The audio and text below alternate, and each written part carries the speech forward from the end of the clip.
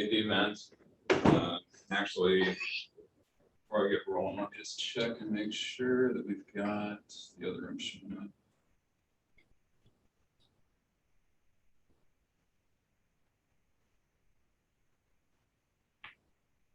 Actually, I'm not seeing our other Zoom rooms right offhand.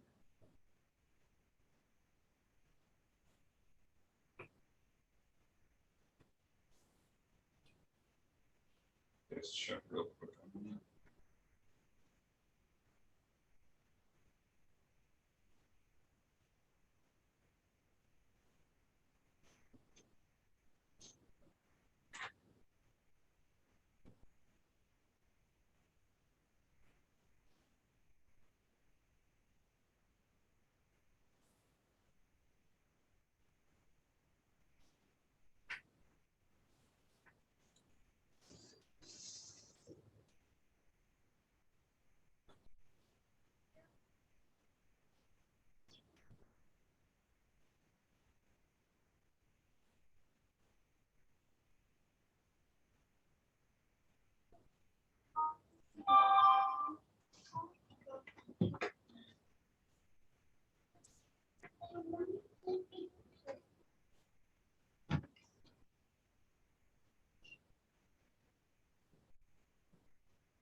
If there's any rooms I'm showing up there, just want to get to this individual. So I'm just texting one of the folks in the other rooms to see if they have an issue.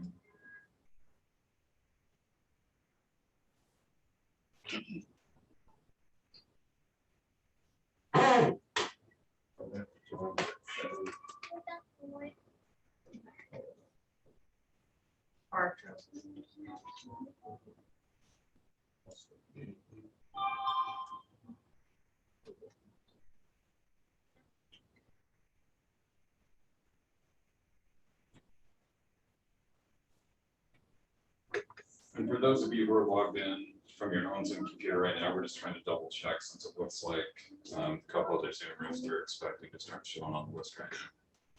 So hopefully it'll just be a minute.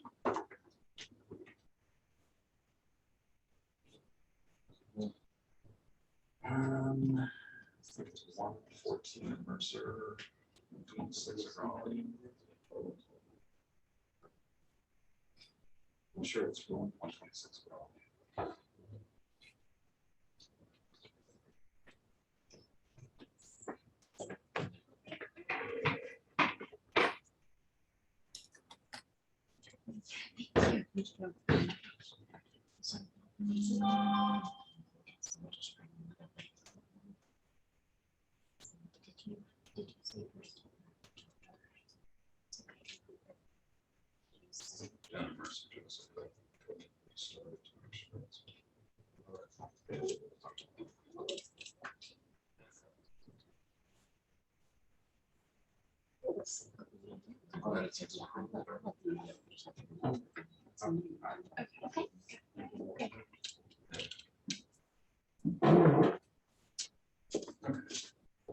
Yeah, it should be R126. She's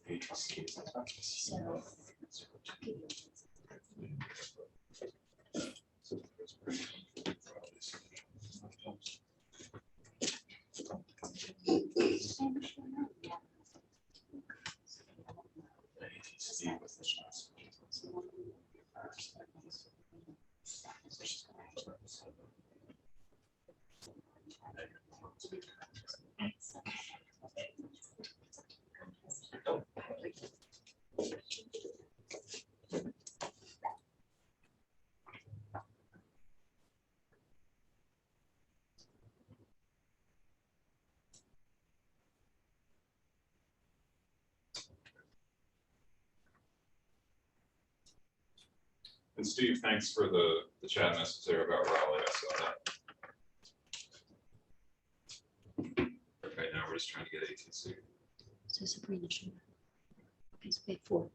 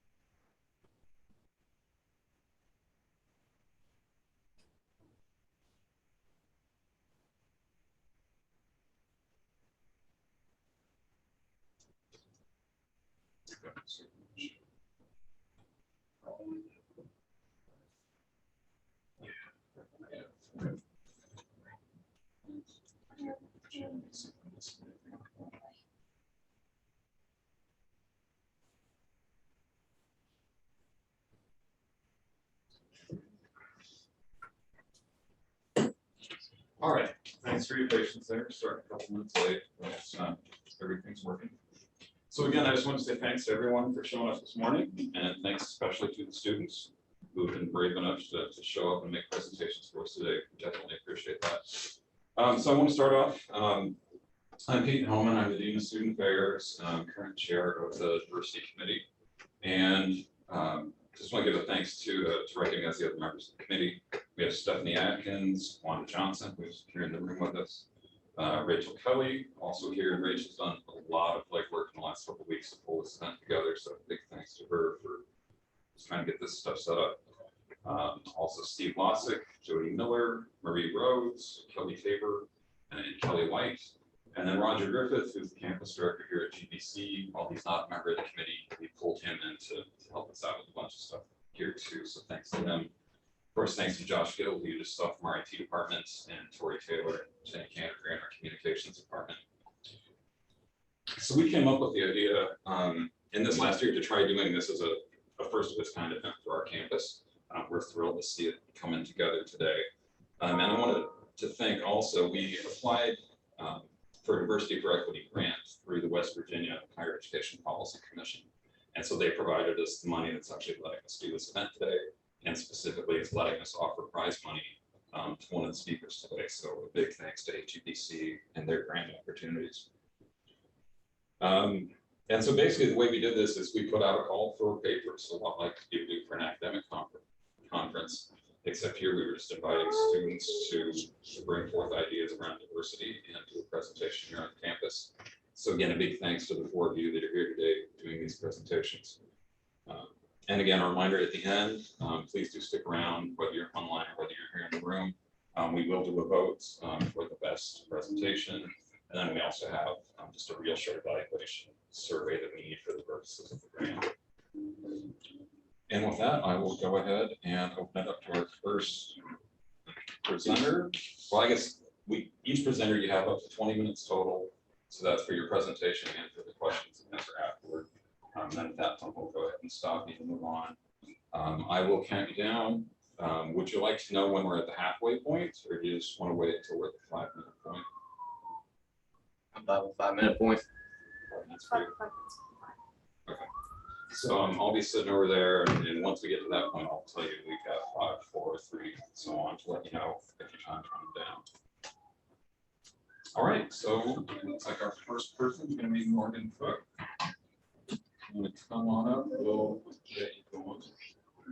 That's all right. Get it over with, right? Yeah, we decided just to go alphabetically. So Yeah, that works. It's easy. We don't have to worry about what else going on there. So, and there it is. A USB port over there. There.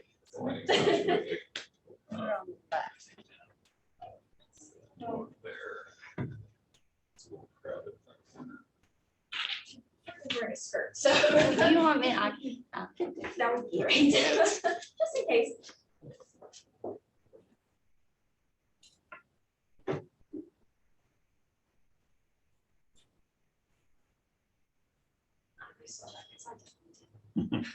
Yeah, they pointed it out to us yesterday. And then you should be able to go ahead and pull it up.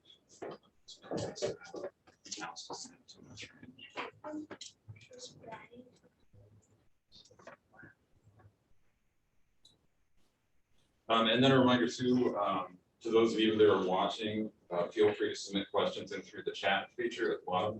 And then once the presenter is done, I'll come up and we can read questions that way, and of course, take questions from here in the room as well. You are good to go whenever you want. Oh, sorry, we need to do a share screen. So,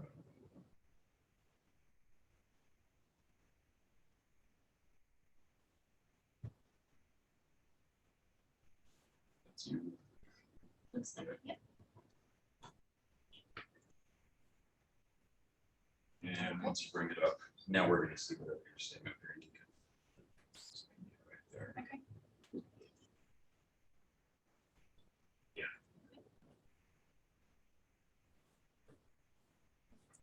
So I need to just use the, because I do have to switch my slides, so am I just going to use keyboard here? Yeah, you can use the keyboard or the mouse, whichever's easier. Okay, so my name is Morgan, and I decided to do my presentation on the impacts of living with a disability. I named my project Diversity of Disability. So what is my condition? It's called PHPV, or it's also known recently as PFB. Sounds kind of weird, but I promise it's not at all what it sounds like. So what does that stand for? PHPV stands for persistent hyperplastic primary vitreous.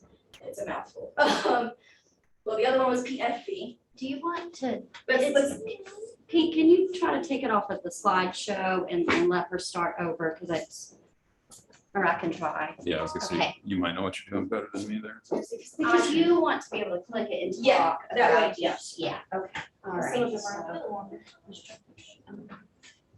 Try one here, y'all. Try one.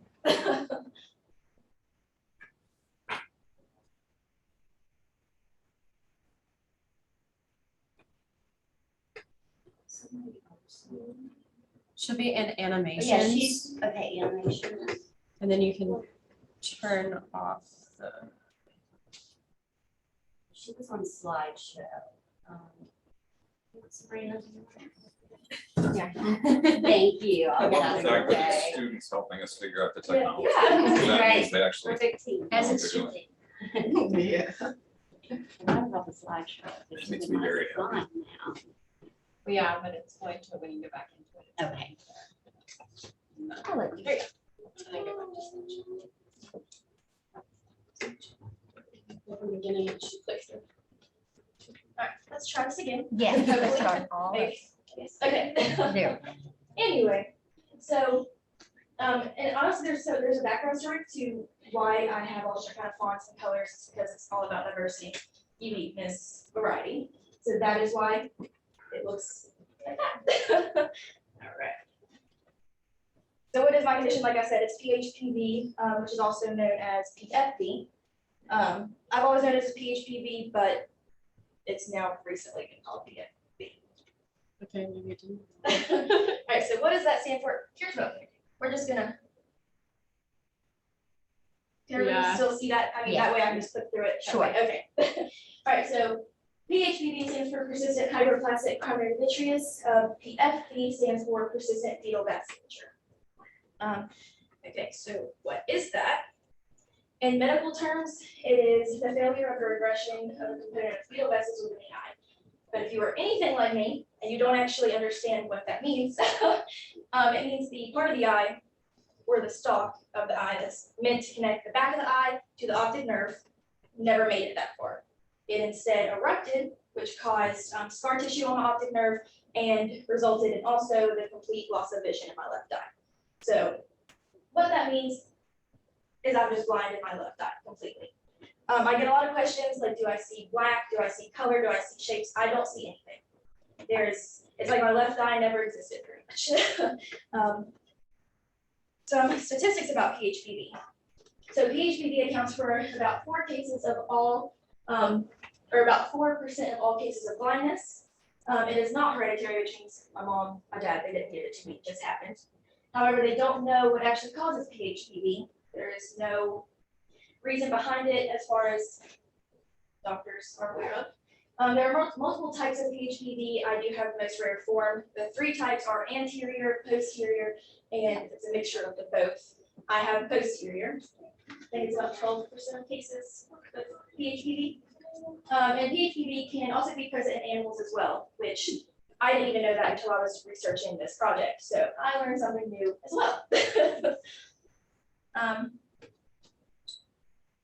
All right. So how does this relate to diversity? Or how does it make me diverse?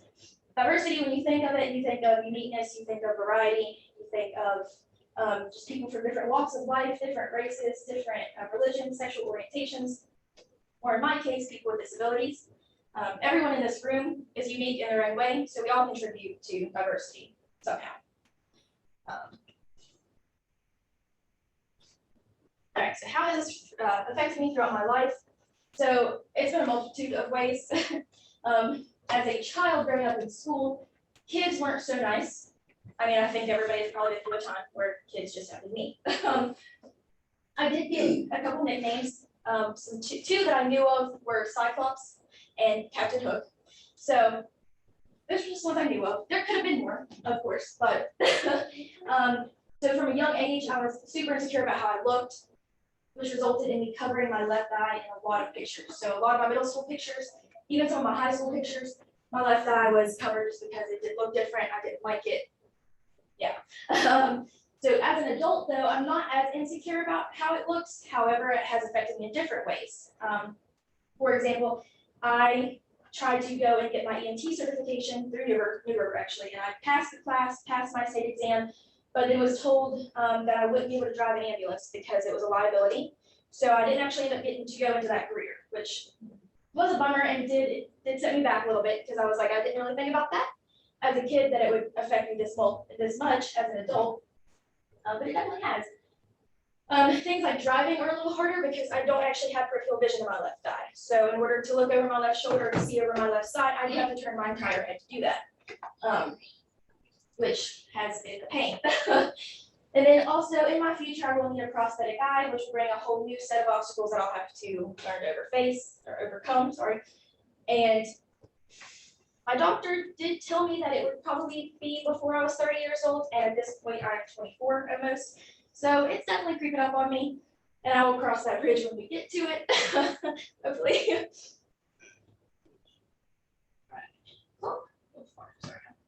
Okay, so this is the progression of my eye in pictures.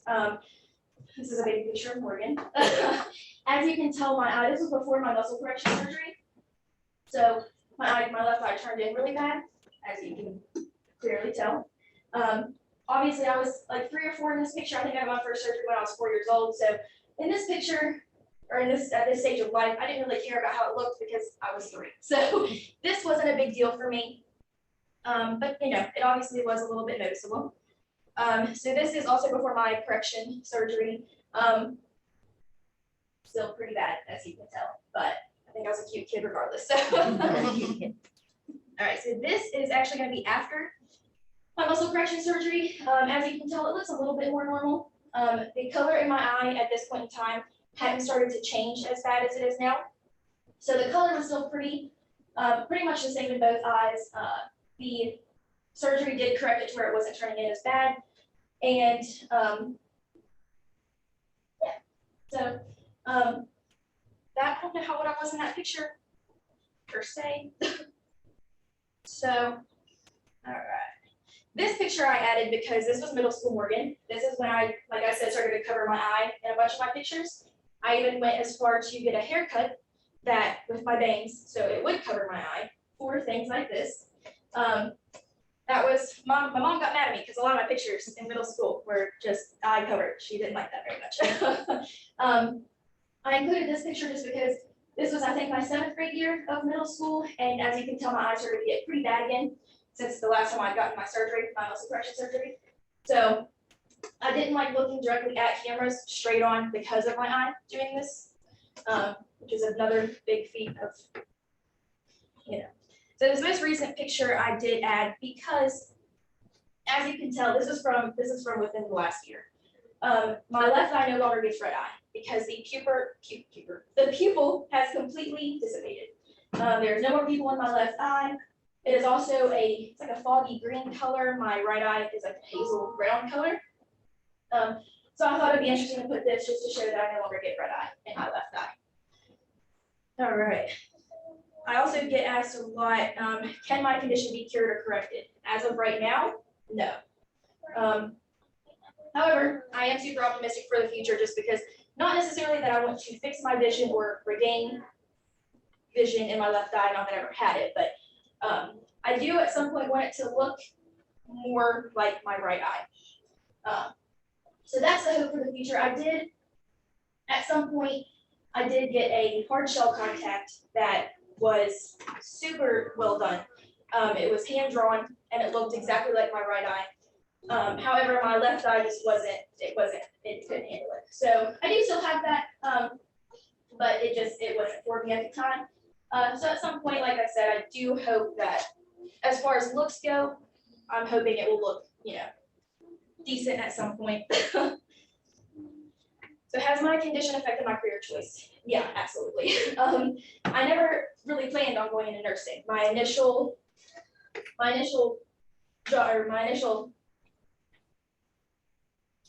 wanted to go into being an EMT, obviously, like I said previously. And that didn't work out. So I did have to adapt. I did have to overcome those things. And I realized that nursing, while it's not being an EMT, it is super similar. It does take a little bit more work, obviously, but my vision will not affect this career, thankfully. So I think I'll love it just as much. It's not an EMT, but I think I will still do great in it. I guess we'll find out. So I added this graphic just because I wanted to show everyone. So most people who have regular vision can see the blue and the red lines as far as their field of view goes, or their peripheral vision. However, for me, I only see the red line because, like I said, I only see out my right eye. So there's a good about 35 degrees unaccounted for at all times for my left side. So like I said, that has caused me a couple, it has been hard to figure that out, but I'm doing it, I guess. Next, what I hope to teach others. So initially, I wanted to put this slide in here because I thought it was important to show people, not just with disabilities, but of all walks of life, that nothing should prevent you from achieving goals, nothing.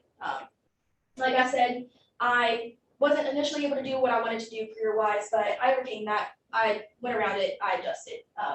It's not easy, but it's possible. And then no matter the obstacles you face, never quit. Had I quit when the first obstacle came, I would have made it this far. So, and like I said, I'm 24 and I think I'm doing pretty okay, even with one side. And then having a disability doesn't give anybody the right to treat you differently or put you down. Like I said, that goes with anything, whether it's your religion, the color of your skin, who you decide to love. Nobody has the right to treat you differently at all. Nobody. Like I said, I've gone through it. I've been bullied, and it's not something that I feel like is ever going to be acceptable in any way. And then lastly, believe in yourself in every aspect, which kind of just ties the other 3 points together. Had I not believed in myself or quit at an early age, I definitely would not be in school for nursing, and I definitely wouldn't have been able to achieve half of what I've achieved. So the last slide I have, so I did put these in here. The top quote, I think, was really relevant for the project itself for diversity. The bottom quote, I think, was more towards me, relevant towards my situation. But the top quote, in case you can't read it, just says, diversity is having a seat at the table, inclusion is having a voice, and belonging is having that voice be heard. And that's by Liz Osling, I think is how you pronounce that. Mm-hmm. The bottom one, I kind of, like I said, I definitely thought was more relevant towards me, which is once we accept our limits, we go beyond them, and that was by Albert Einstein. Like I said, I've definitely had some limits, but I think since then I have more than gone beyond them. So that is the end of my presentation. Yeah.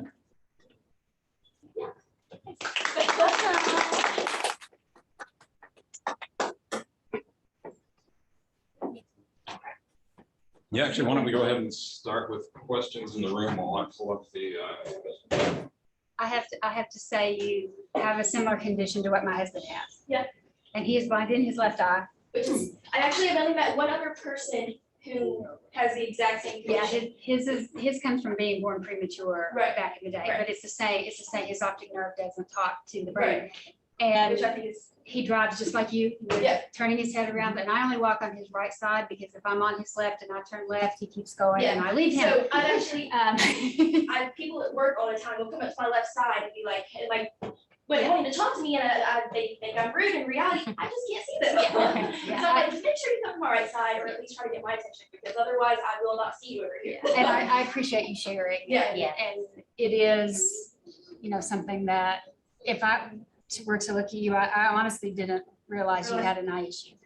And I think that's very brave and I've learned things today too Right. as well. So, and I am sorry EMT didn't work out, but hey, the nursing Like I said, profession, nursing. nursing will love it. And And you'll have good empathy with your patients. So well done. Thank you. We have a comment here from David Ayersman online. Says you seem to have amazing energy and spirit despite any limitations, and asks, do you have any issues with depth perception? And if so, how would you overcome those? Not necessarily. So, well, my right eye, because I've always just been my right eye, it's normal to me. So I want to say no, not that I know of, at least. No. Now, if I had went blind at one point with already having visual on two eyes, then possibly. But as far as depth, yeah, probably not depth. See, my husband has depth of vision. He's got his right eye actually is really bad anyway. He judges cars coming at him when he's driving. It's a bigger, faster thing. Yeah. Like, okay. But he has never had a wreck. Maybe I guess. Well, Yeah, it's his ability because he doesn't have a good functioning eye. Right. Amongst the two. And I tell people he has a left eye so he doesn't have a hole in his head. Yeah. Because that's pretty much. My right eye, thankfully, I have to give it props because it has done me well so far. Up until this point, at least. My vision isn't perfect in that eye necessarily, but I don't need glasses necessarily to see everything. I'm a little bit farsighted, but if that's the worst I have to deal with, then I'm okay so far. So. All right, any more? Yeah, that's the only question I have in the chat. Let me just double check. Any other questions from here in the room? No. Thank you all. Thank you. Thank you, Morgan. You did fantastic. Thank you for that. And then so our next speaker is actually Sabrina Gravely. Okay, how do you? So she needs to pull hers up from her email, or do you want, does she have time to save it, or I don't know what's quicker. I can save it really quick if you need, because I have it built up.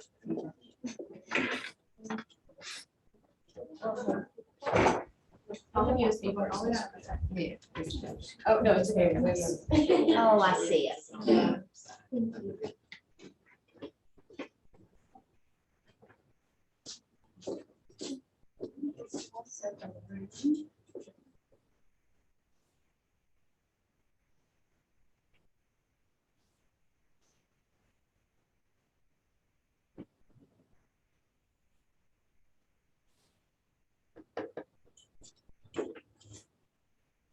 You're saving it to the USB drive? Yeah. Sorry. Oh, no, that's fine. I was just trying to figure out which way to get this set here to make it easier.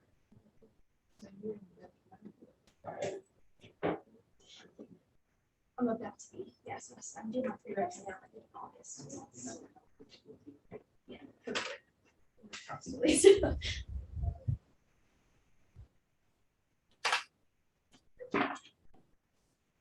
let's put that in for its architect here. So it's part of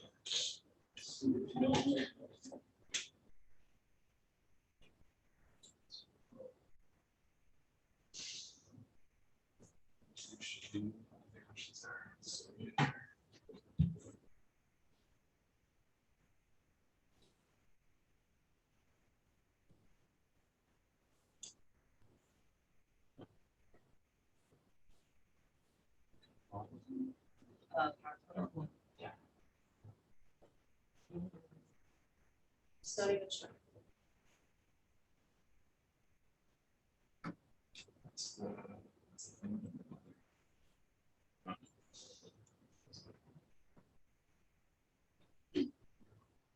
I mean, I can just. Yeah.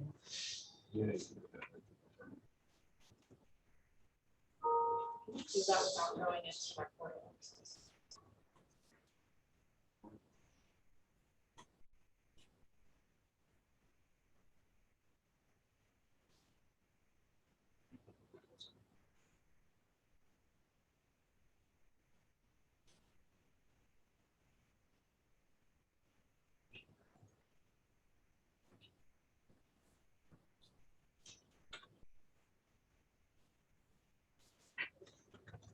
Okay, so,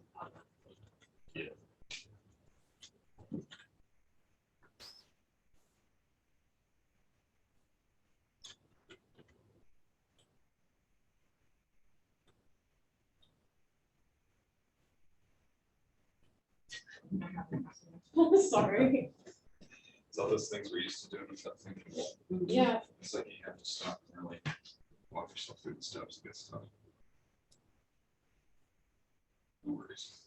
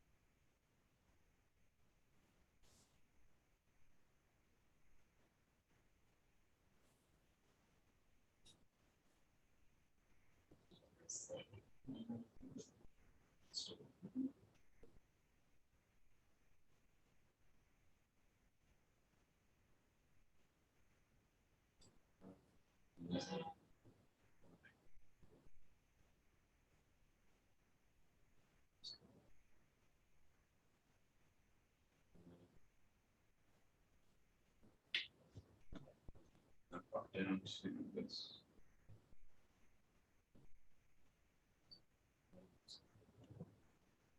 Go to share screen.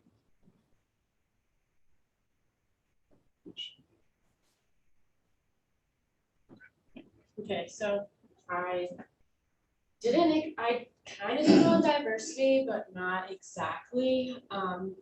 Just because for one, rape and abuse and sexual assault, all of that in the justice system is kind of a really gray area, and a lot of people don't see all the darkness that goes on there and don't know about how to confront it when it happens, and I feel that it's extremely necessary to notice. I went on experiencing it for 3 years. I had 2 beautiful babies that were product of rape. I actually got married to that man, not on my own will, and stayed married to him and with him for a long time, withstanding abuse and rape and very brutal conditions. At a point, my mother had taken my children to keep them safe from him, but it wasn't really an option for me to leave at that time because I would have been killed. So it's really, really important, I feel, for people to know all the signs because it happened quickly, and the second I knew, I had no choice to leave. So first, I think it's important to know the signs of emotional abuse because we kind of cloud over that. And we're like, oh, it's just how they are, and that's not ever okay to accept. So name calling, humiliating, shames, criticizing you, they always like completely blow off your feelings and don't accept that whatsoever. Jealousy over time with your friends and family, they want complete control of you, and that's just how it is. You can do exactly what they want you to do and nothing past that. Withholding attention or affection, constantly monitoring everything you do, and overwhelming you with gifts. The last time that he broke 2 of my ribs and my jaw, and I got a new phone and a new watch. So it always seems like he is sorry, but it's just a way of, stay here and let me continue controlling you. And it's absolutely terrible, and a lot of people don't see how scary that is. Also, another thing about emotional abuse is in the court system's eyes is I don't see bruises. I don't see that you have been injured in any way, and it's hearsay. He said, she said, or what, however that be. So I did not document, and I was left with nothing. So it is very important to make sure that you know exactly how to document it, like keeping a detailed journal of anything that happened. I mean, into details. Just even if you may never share it, make sure you have it and you know exactly what happened. Seeking medical care, even if there is no injuries, that means therapy or anything else. When you confide in somebody, that means somebody knows. Somebody hears you and it's not just all in your head. Filing a report with the police is also very difficult. We don't see bruises, but try. I tried a million times, and yeah, I was blown off every time, but when I finally went to court, it was, well, I tried, and you see that I tried. So your efforts are not like completely worthless. Try at least. Download and save all voicemails, texts. I still, to this day, have all of everything that happened, because even if they're not abusing you physically, emotionally, most likely you have voicemails and texts and voice recordings of it happening. And it's important to keep that because, you know, it might, the court also likes to say, well, how are we supposed to know it's true? But, you know, it's there in case somebody would accept it. And then you definitely, when people are emotionally abusive, they really like to control everything you have. I say that the best thing to do is you can keep all this, but you keeping it yourself is usually unsafe for your health or for yourself in general, because if they find out, then you could be injured or hurt really badly, or they'll take it. So finding somebody you trust or finding a place that you are sure you are never going to give up is most definitely the safest way to keep that information if you ever try.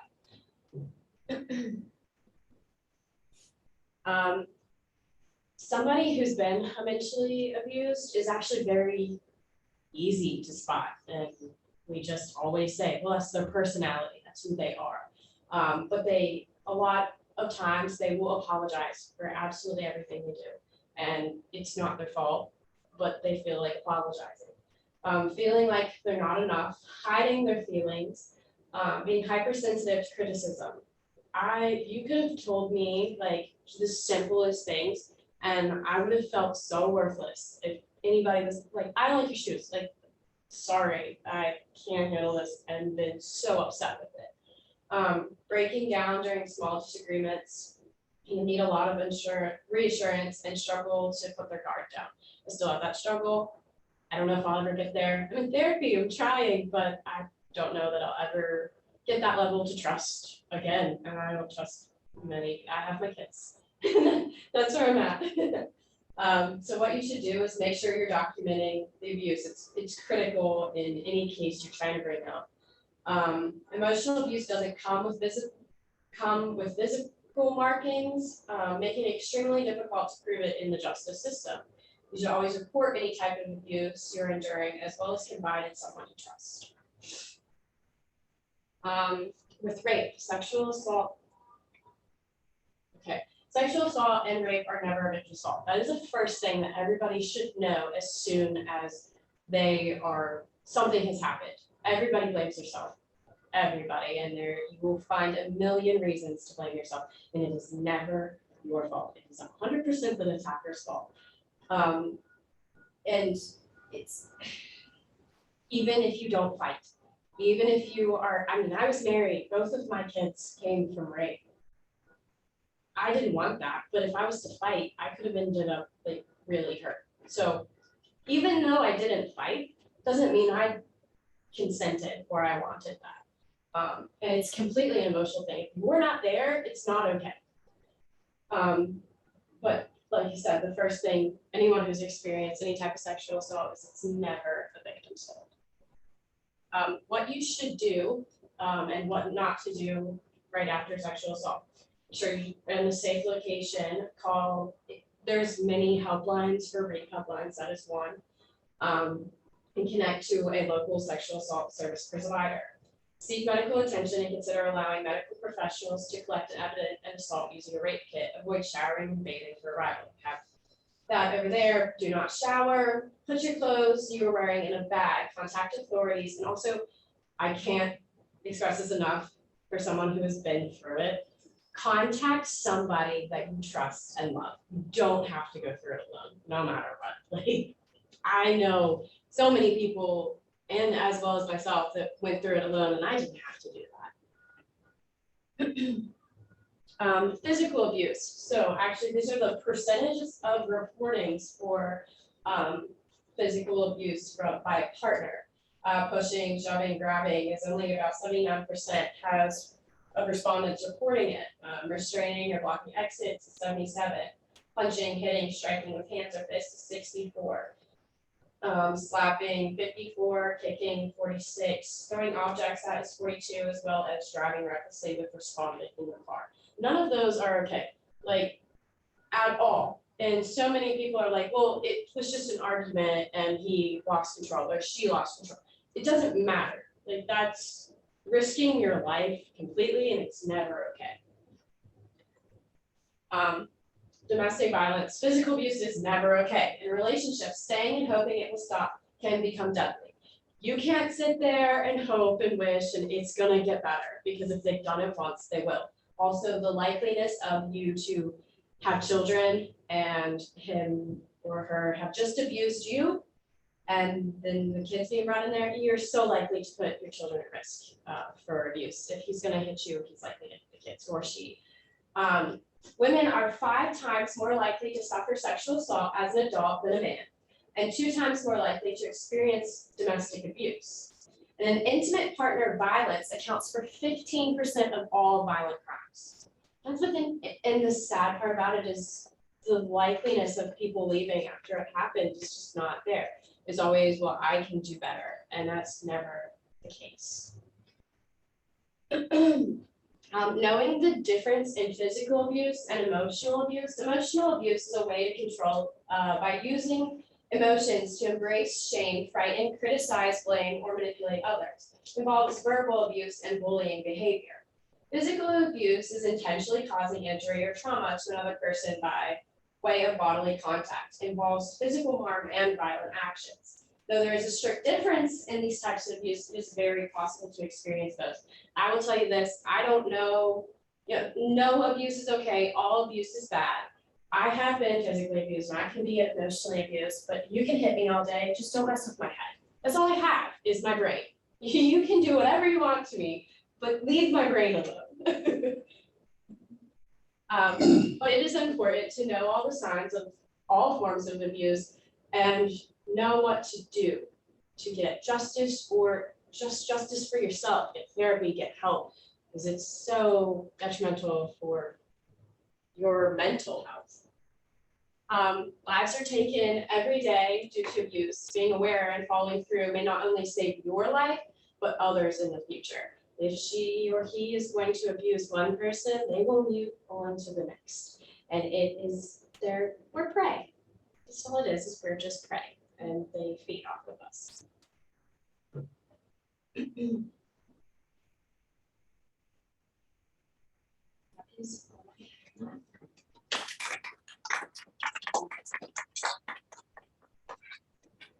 See what we've got. Is there any questions in the room while I pull up online questions?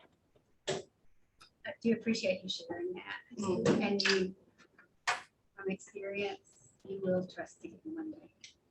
I'm working on that. And it's a long journey. I am right now. I'm getting my social services degree, Well, I was and gonna then ask if that was. and then I'm direction going you're to go and get a little bit of criminology, and I'll be a forensic social services degree so that I can work right in the headlines as soon as somebody is there. And I feel like I struggled with it so much, and thank you. I eventually found that I can let it sit and eat at me for the rest of my life, or I can turn it into something brilliant, and saving lives will make it worth it. It may not be pertaining to diversity, but this is sexual assault awareness It and is. child abuse month, so Yeah. you're on target. Very good. And I do hope one day too, you lend your story and your voice to a domestic violence shelter as a volunteer. That's, so as soon as I get my degree, my first, which I have all kinds of goals, but I want to be in a shelter, working in a shelter with them as like, just as soon as they come in and so that I can get them moved on. And then later on, I would like to work in the justice system. So I know why I didn't leave, like, because when I first went to get help, they're like, well, why didn't you leave? Well, I know why I didn't leave, but nobody else cared. And I want to be the voice for someone to be like, I know. You already know. Yeah.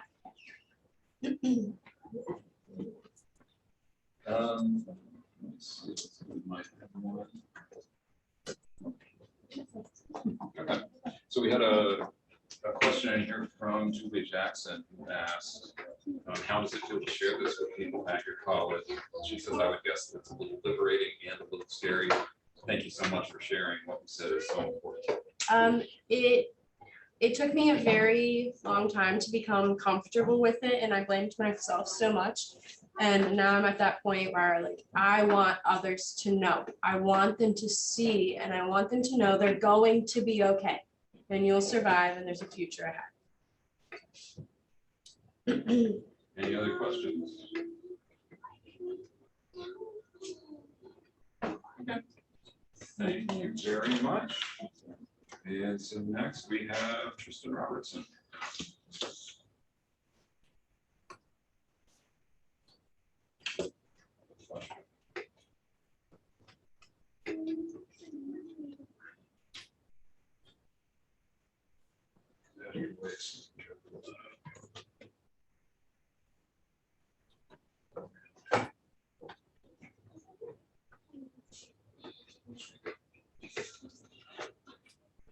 And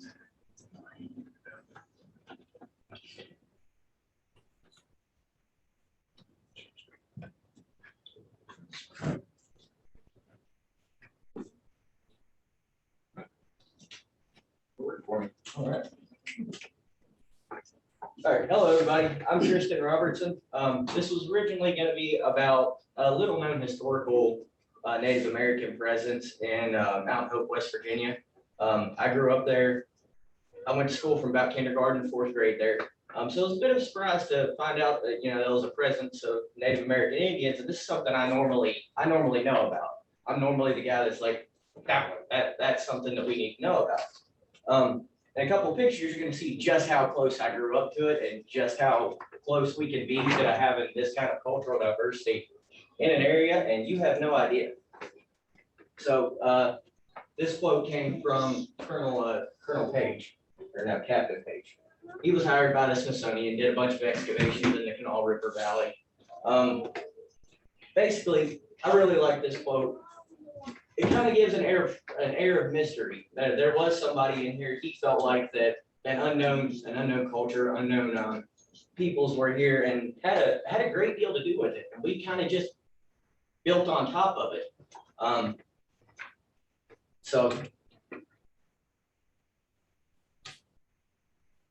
In Mount Hope, in 1796, William Blake, he showed up and he bought about 3,000 acres of land. He had never seen the area before. In 1805, he moved to the area with his family. And they stayed in an Indian fort. We don't have a whole lot of info on it, unfortunately. It was circular, and it was standing up until 1875 when it was tore apart and they used throughout the town. One of the things I want to do is try and find if we can see where some of these blocks were used in some of the older foundations. There's a lot of walls, there's a lot of just different stone monuments in Mount Hope. Now, what's interesting about this fort was when you stepped inside, there was a considerable drop off. And this was something that was kind of present in a lot of Native American, different Native American earth mounds and things like that, that would be dug deeper. So one of the things that's possible is settlers in the area found a bunch of rocks and some earth mounds and stuff and decided to build a fort for defensive purposes. That would make sense, but however, when Blake says he got in the area in 1805, they already believed it to be ancient. The other families we know of in the area were there in the mid 1790s. So between 1790 and 1805, it doesn't seem like it would be that much of a change, or like you wouldn't assume it would be look that old and be that rough by that time. It was already falling down. One of the things I came across was the fort must have been at least a decent size. I wouldn't have wanted to been in the fort, but during an Indian scare, it housed a horse, 2 cows, a flock of chickens, a pack of hounds, and a couple of families. I don't know how big the families were, but if you can imagine being inside of that, probably wouldn't have been fun. I don't imagine it would have been quiet either. It was also labeled as Rock Camp or Legacy Camp, but I'm having trouble tracking down some of the maps and surveys of the area. Like I said, we don't really know who built the fort yet. Could have been stone, the mound builders, different Adena groups were in the area as well. We're gonna get into that later. The Arbuckles, like I said, were one of the families who were also in Oak Hill, that it was a possibility that they built it, but there's just no record of it. And it seems to be common in this area, especially in Fayette County, West Virginia. We just have no record. Yes, we know what we did when we got there, but what was going on beforehand, it's wild, and we're gonna get into a lot of it. Now, these are a lot of the stone structures that are there. The big one surrounds the football field. This is another water fountain used to be there, and then this is from where settlers used to carve stone out of the mountains. One of the reasons I think there's so many stone structures in Mount Hope is because when settlers arrived, there was already a lot of stone in the area. And this is kind of just a leftover legacy. We used the stone, it made sense. So was somebody else building in the area is what I'm wondering. Native Americans in West Virginia, a lot of different Native Americans used West Virginia to travel through. They would follow different animals through for hunting. They would just pass through in different seasons. One of the things that blew my mind, just archaeological sites in Fayette County, where we're going to be talking about is where Mount Hope and Mount Carbon, another site I can bring up is 400, over 400 sites with historical significance in there. I had no idea.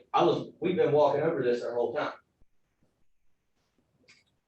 In Mount Carbon, we have evidence of the archaic hunters and gatherers in the region, about 6,000 to 10,000 years ago, or 6,000 to 1,000 BC. Early hunters in the area even before that.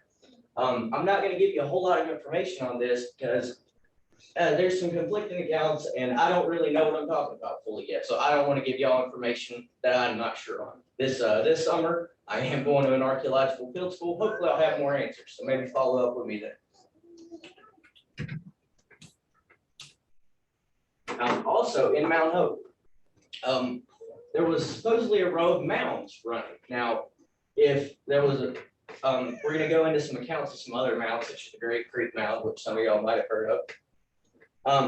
These were supposedly smaller mounds, not huge by any means. So maybe not necessarily burial mounds, but it was stated that there was a row of mounds and there's an actual mound street that to this day is still in Mount Hope. I had no idea until I looked on Google Maps.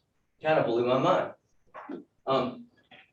One of the things was when settlers arrived in the area, there was so many flints that you could pick them up by the handfuls. It was reported that people were just able to carry them out. So for some reason, they were just leaving these important weapons behind.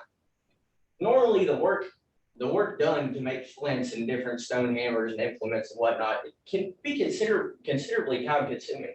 So the fact that they were leaving them there for some reason, I'm not real sure what that means or what's it supposed to represent. But here's one of the original maps from 1901 when it was Warnertown. If you look down at the bottom, there's Mound Street running right through. Now the area is completely flattened and there's a bunch of houses on it. So that's pretty unfortunate, but like I said, so we've got Mound Street right there. Here's the elementary school I went to. I was on top of it. I was looking out the window at a daydreaming and had no idea. Did I go away? Yes. Whoops. Well, yeah, it's touch screen. Okay. A wonderful race of men. When I was just combing through records and trying to find anything I could, I ran into a tale by the Sioux. They tell of once when they were living along the Ohio River, they came in contact on the other side of the river. So here, with a wonderful race of men. And the culture of this group was said to have been a thing of the past. Some had attributed to to ancient Mexican Central American societies who traveled up the Mississippi River. That's since been debunked, but it's a good story. One of the things I find interesting is if a group were to be highly isolated, the mountains of West Virginia would probably be a solid place for it. Because if one group kind of plows ahead past the rest and just settles in an area, it's not going to be recognizable really if they're isolated and just on their own for maybe a couple hundred years or even just 100 years. It could be the group who they left from would have possibly never really or never even realized who they were. So that's my thoughts on it. There was some very interesting pottery found on Mount Carbon. It kind of backs that up. It hasn't really been found anywhere else that I've been able to verify. And some of the archaeologists who found it way back when assumed it belonged to a special cultural group. This is the kind of group I'm tracking. I don't necessarily think there was some long lost conspiracy group here, but is it too much to think that maybe something made it into West Virginia and we just buried it? I don't think it's necessarily lost. I think we just walked right over it. The Iroquois and the Lenni-Lenape, who are ancestors of the Delaware, they migrated from the northwest of this continent. And when they migrated down and they got to the East Coast, they found fortified towns and villages where people were cultivating the soil. The Lenni-Lenape were given full permission to pass through the area. What's weird is it sounds like they have passed through this area before, and now all of a sudden they pass through and boom, there's cultural group here. And maybe they took a different route. And for some reason, they attacked them after they allowed them to pass through. It's not really known why, or if maybe there was some cultural differences or what happened here, but it's another mystery that we keep on running into of someone was here and the Native Americans didn't necessarily know who they were. Patty Huddleston, he was one of the first white settlers in Fayette County. He settled on the Canal River near Mount Carbon and Deepwater. He was interviewed by the Colonel Page about Mount Armstrong and the Mount Carbon Wall that we're going to talk about. Patty said in his youth, medicine men had no claim to this. They said when they arrived in the valley, they found these monuments old. And we keep on going back to when every time somebody arrives, they're already finding it old. So it seems that there's a constant, it seems that everything kind of matches up to just nobody not knowing who it was. And for some reason, the Native Americans really didn't want to take credit for it. Now, some have said they could have built it long before and then just forgot about it. I don't like that. That's too easy. That's too easy of an explanation for me.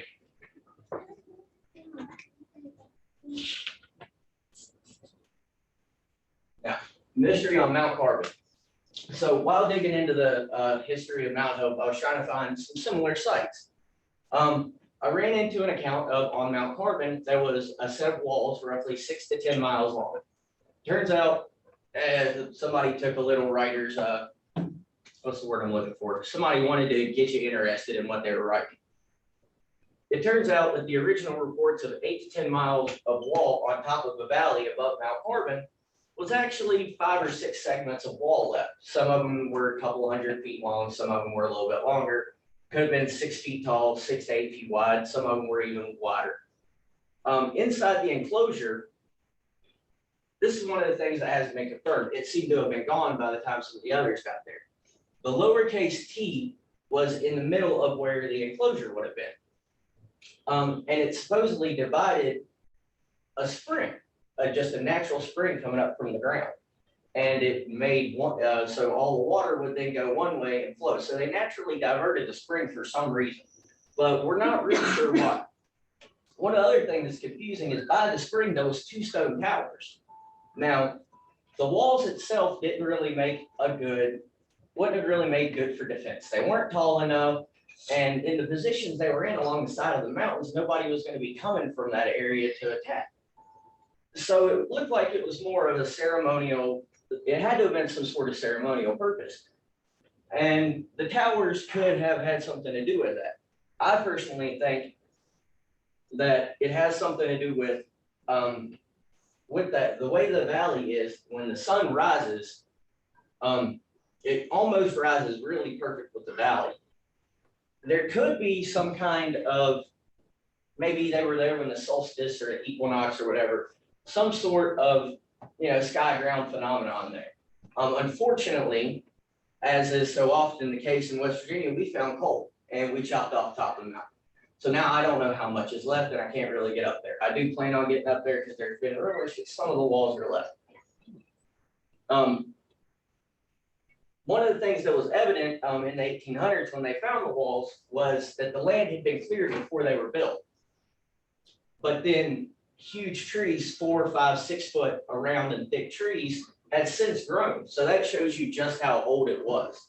If these trees are able to grow and now the roots are lifting up the walls, I'm not a biologist, so I don't know how long. Maybe I should have done my research on that, but it does sound like they were there for quite a long time before anybody really discovered them. Let's see if I'm missing anything. The walls were made out of just loose stone. There was no cement. There was nothing really holding them together. So this could be a situation similar to Mount Hope. These could have been just like the fort, rebuilt over time by the different peoples occupying the area. Maybe even at some point by some settlers could have rebuilt this wall. This is from Mystery Hill, New Hampshire. I wanted to try and get a good idea of how similar rock walls would have been laid. Pretty interesting, gives you a good idea of the time and effort they would have had because their walls would have been a lot larger and obviously some of them going a couple hundred feet. That's a great deal of stone. They did a lot of work and that was something important that they wanted to do up here. Like I said, a coal seam used to run below it. Before they chopped off the top of the mountain to mine it, they mined below the mountain. And this really blew my mind because I haven't been able to confirm it, nor do I know of any Native Americans who have actually mined coal really. But supposedly when they dug from the bottom of the mountain, they found a quarter acre cavity that appeared to have been used for something. So the only thing I can think of is the sandstone and the limestone that's common in the area probably would have been too hard to tunnel into. So they chose to go into the coal. And pretty ingenious, but to me, it also wonders where'd the coal go? What did they do with the coal? If you think back to the pictures of Mount Hope, one of the things that there's a couple of is coal monuments where early settlers dug. Yes, sir. Yeah, just 5 minutes left. Oh, where early settlers dug coal out of the mountains. I'm wondering if it was kind of already dug out, and that's how the settlers were able to find it. Native Americans may have actually helped us find the coal in the area. So if you see, here's the mound, or the different walls, and you can see the mounds were also located, some within the enclosure, some outside of the enclosure, and the village would have been located down here as well.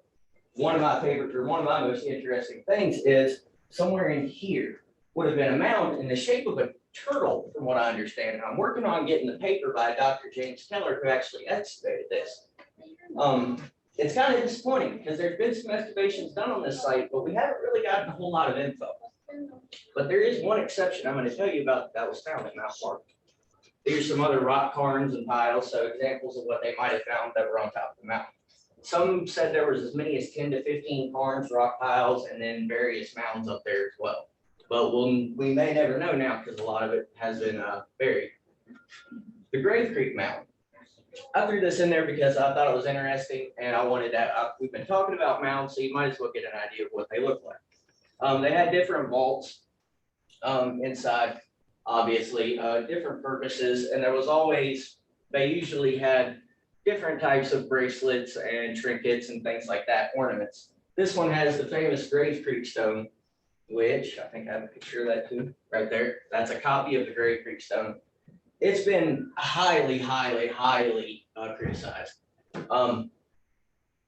Rightfully so. There's a lot of mystery behind it, but I think one of the things we need to keep in mind is if we're right, or if we're gonna go along the lines of thinking that possibly there was some ancient group lost in this or up in these mountains, whatever culture they came to resemble, we wouldn't recognize it, so to speak. So we might not need to be so harsh on something like this. Here's what the mound looks like today.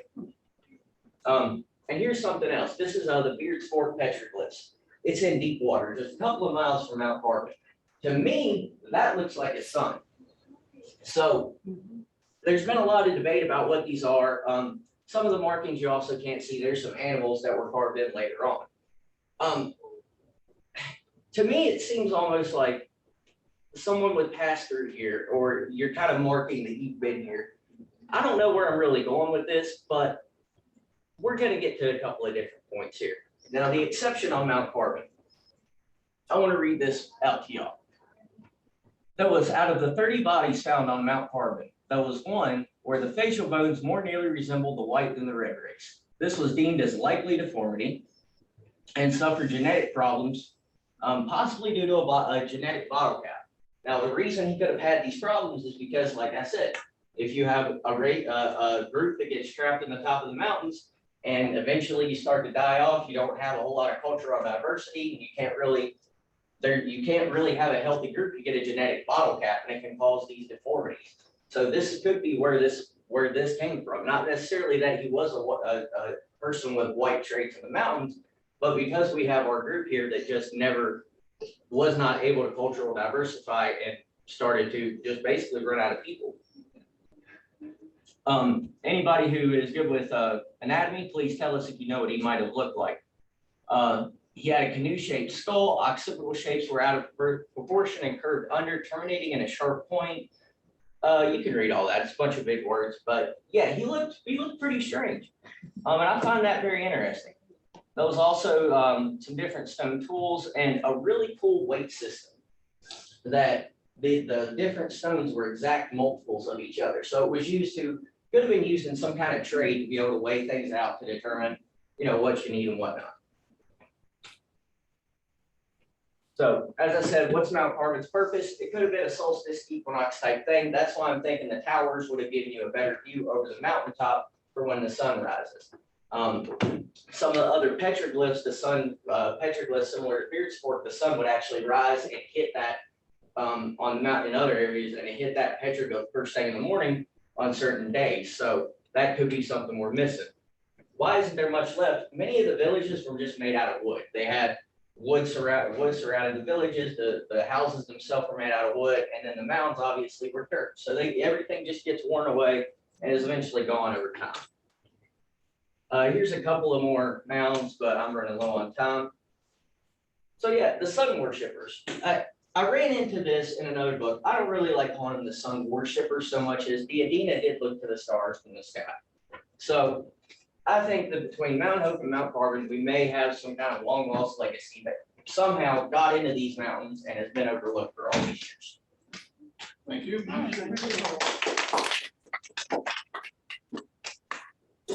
So while Pete's changing out that, so the mounds and Mound Street that's in Mount Hope, did I understand you right that you think that like the streets in the house is built on top of potentially a burial grave? There was another street and then Mound Street. I believe the mounds were right in between it where houses now are. Okay. So you have houses on graves. But it's funny, if you look at the street right beside, the whole street kind of, so maybe they got the spot wrong and maybe they just laid a road right over top of it. That'd be wonderful if you That ask would me, be because then it means wonderful, it's kind of just frozen in time. Mhm. Well, that was amazing. Very interesting. Thank you. Yeah, who knew? Thank you. So what got you, why the passion? I mean, because you grew up in the area, you think, Well, no, actually, or South what- America is where I've kind of focused all of my skills, and I think I'm going to Mercyhurst in the fall for archaeology, and that's what I'm going to focus on. okay. But I've always been running around in the mountains of West Virginia, kind of causing trouble. And I used to always run into these stone piles and these different monuments, and I always got some weird explanation, but it never seemed to relate to anything interesting. It was kind of like nobody really knew what it was. Mhm. Similar to the same explanations I got in Mount Hope about the stones. It was already there. That's why we've done it. But nobody really knows, and it's frustrating me. And every time I find it something new cool, I find out, oh, a railroad's been built over it, or we put a mine there. So it's just getting really frustrating, and I'd like to be able to stop some of this and save a few things for my kids in the next 20 years. Nice. Okay, thank you. Thank you. Couple comments in the chat here. David has been commented that he's a native West Virginian, grew up not far from Mount Carbon, that he went a lot about the history of that area from today. Thank you for And then question from Steve Wassick saying that you focus on Mount Hope, but have you met anyone researching a similar settlement in Raleigh County near the Raleigh County campus? I have not, but thank you for that rabbit hole. Put that on your list. Yep. And add another one. I will definitely go down that. Like your shirt. Oh, thank you. When you was looking at that school window, did you ever think you was gonna be this involved? Say again? When you was looking at that school window, looking up, you said you was looking at the school window across the street, so you ever think you was gonna be that involved? Well, I never knew it was there then. I was just trying to get out of school. Oh, you was just trying to skip school. Well, to me, I could find more interesting things like that in the mountains than anything in the textbook they were giving me. Because all I was getting was the history of coal, and I got tired of that after a while. Amen. It was dangerous. Can we use the slideshow? I think so.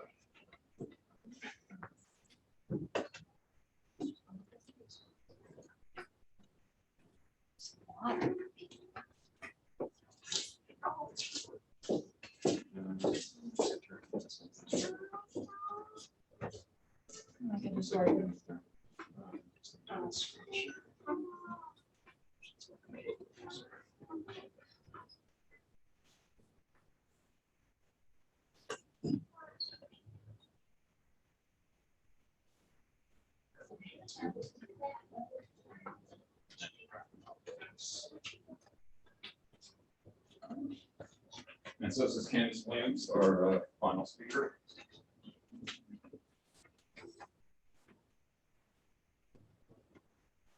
Okay, the topic that I chose for today's presentation is the LGBTQ plus rainbow flag. I'll be speaking of the history and the meaning behind this flag. Okay, what is the rainbow flag? A symbol of lesbian, gay, bisexual, transgender, and queer, or for short, LGBTQ plus pride and LGBTQ plus social movements. A symbol that represents that we can freely choose who we love. A symbol that shows that our country supports who we are.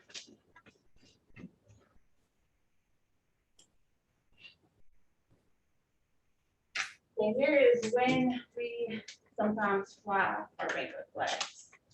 The month of June has been designated an LGBTQ plus support month. There are several festivals and parades held in June each year where communities can come together and enjoy festivities while supporting those of the LGBTQ plus community. Here's a couple pictures.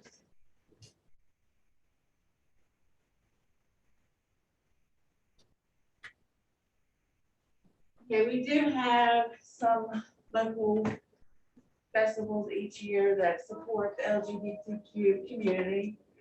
And some of these are held or titled Greenbrier Valley Pride, which is in Lewisburg, West Virginia, Beckley Pride, which is in Beckley, West Virginia, Roanoke Pride in Roanoke, Virginia, and West Virginia Pride in Charleston, West Virginia. This list only consists of a few. However, LGBTQ plus pride is recognized and celebrated worldwide.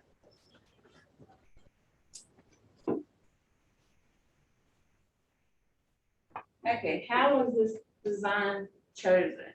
Beginning in 1933, the Nazis arrested thousands of LGBT individuals as a way to purify Germany.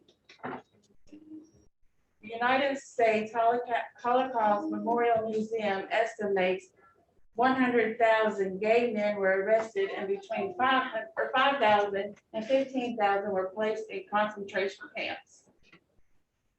The Nazis designed an upside down pink triangle that was worn on the uniforms of homosexual men in these camps. For many years, this symbol was used as a way for gay men to share their identity. Gay community wanted something more, a symbol that didn't have a negative history, a symbol that was bright and beautiful, and would only hold happy memories in the years to come.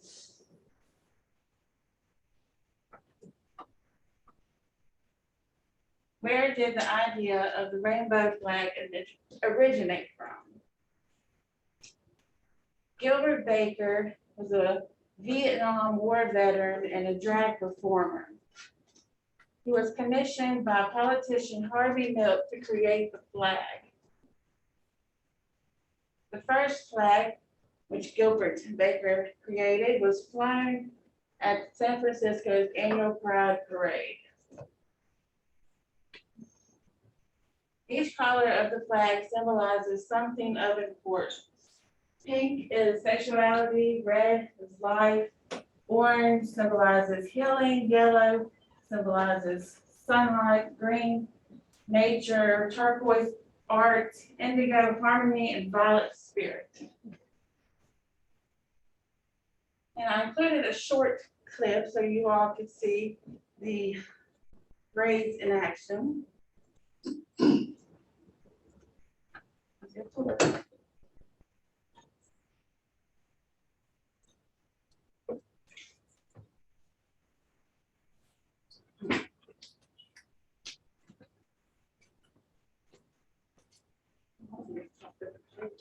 Yeah, I was gonna say, does anybody know the trick to getting video to play through?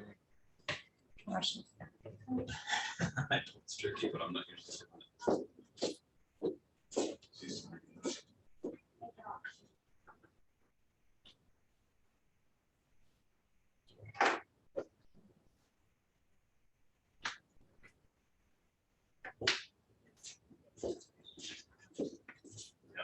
Yes.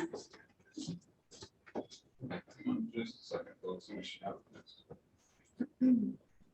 She's just having trouble getting video to play. That's very good.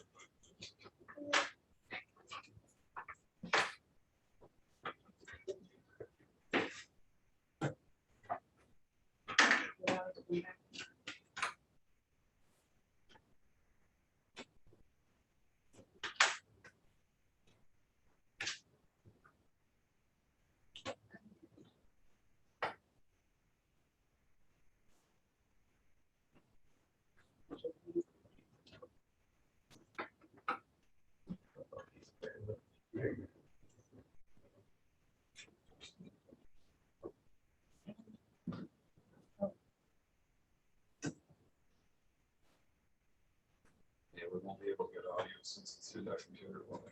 Oh.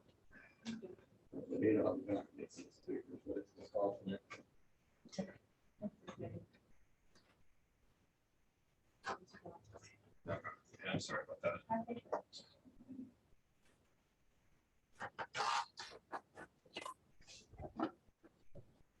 In this video, they're explaining, some of the history behind, the protests and things for the LGBTQ community. And that is a picture of, got the gentleman that created the design for the flag, Gilbert Baker. There we go.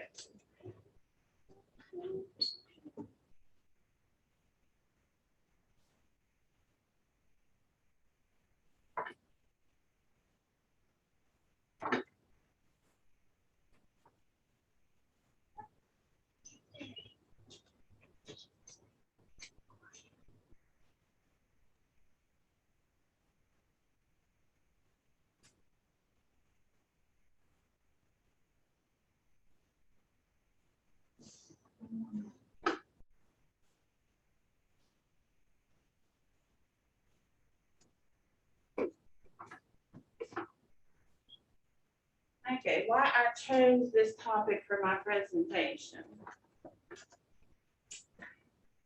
First, I would like to say that as a member of the LGBTQ plus community, I feel that expressing our gratitude to our country is necessary. We are thankful that we have the opportunity to stand up for what we truly believe in. In addition, we can freely choose who we love without punishment and with gratefulness that our choice is recognized. We can march the streets proudly with our rainbow flags flying high as we show support for ourselves and other members of the LGBTQ plus community. Lastly, we are simply thankful that our country has become a country that supports diversity.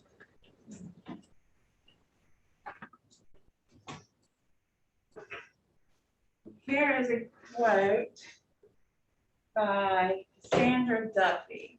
It says, the beauty of standing up for your rights is, sorry, I can't read that. Sorry. The beauty of standing up for your rights is others see you standing and stand up as well. Okay, if anybody has any questions.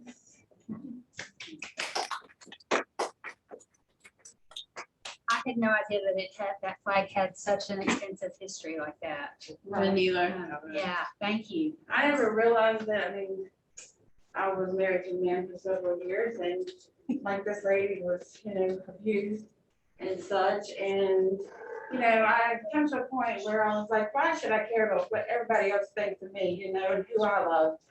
So I found my wife now. So Very good. How long have you been married now? we've been together for 6 years, and we recently got married February 14th. Congratulations. Huge stuff. And here's the resources that I've used. Awesome.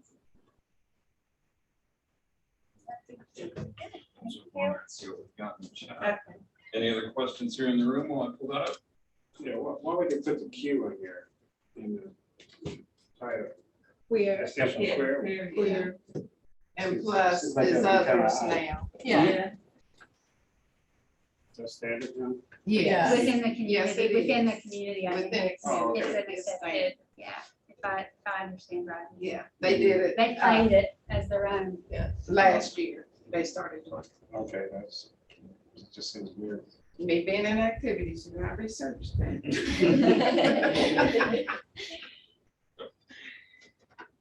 Let me double check. I don't think we have anything in the Q&A in the chat right now. And the plus means whatever you want it to be within that community. You can bring your own title. Yes. Okay. And so, are there any variations on it?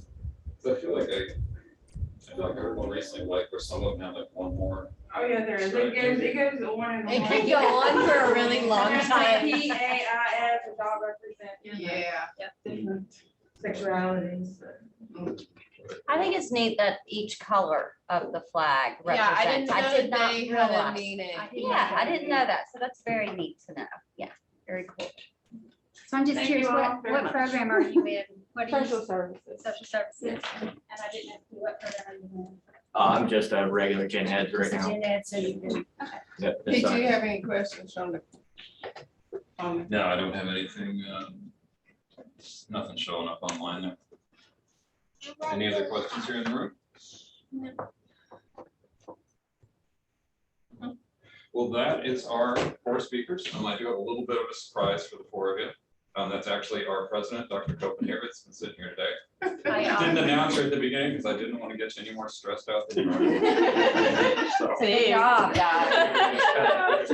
And I do want to have a picture with all of you, Yeah, I was gonna ask actually. that. I'll make you famous on my president's social media site. So, Yes, thank you, everybody. Do have just a couple things to wrap up. So, Tori, if you can hear me, I think we're ready to go ahead and get the ballot pulled up.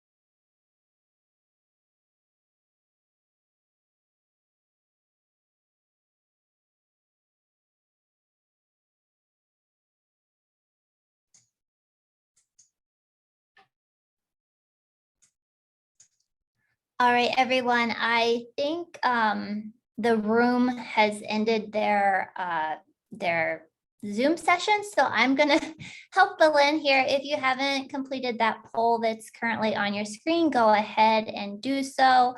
It looks like there's still some people that haven't done it, so I'm gonna leave that up for a couple more, for another minute here. And then there is another poll there will be two, one if you're a student, one if you are a faculty or staff. So just hold tight there for a minute.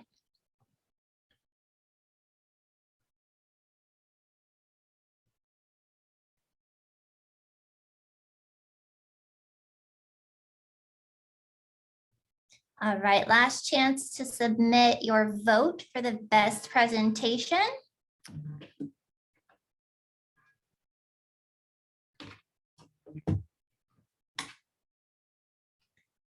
All right.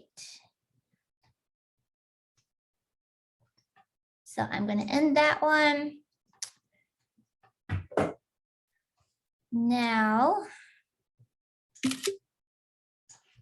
the next poll will be if you are attending this webinar as a faculty or staff member, go ahead and complete this very brief 4-question survey for us.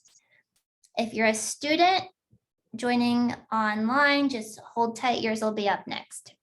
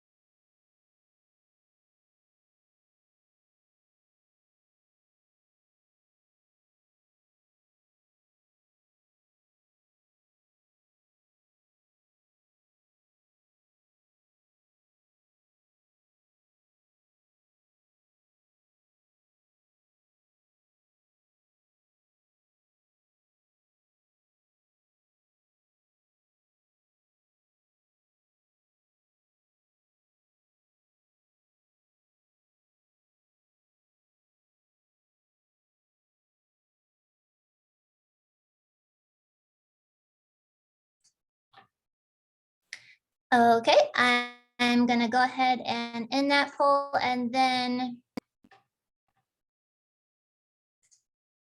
if you are a student joining via Zoom, here's your survey. 4 questions, super quick. This is the last one.